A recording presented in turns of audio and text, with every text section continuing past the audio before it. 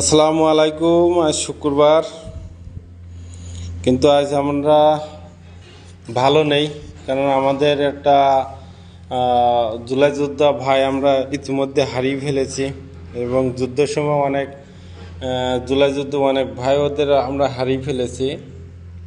কিন্তু এইভাবে আমরা তো আর হারাতে চাই না। এই জন্য আমি মাননীয় প্রধান উপদেষ্টা আপনাকে উদ্দেশ্য করে বলি যে আপনি যত সম্ভব দ্রুত আপনি এদেরকে বিচার করেন। এইভাবে আমরা কত ভাইকে আর হারাবো? আমরা আর কত এইভাবে দেখব চোখের সামনে যে আমরা এইভাবে হারাবো?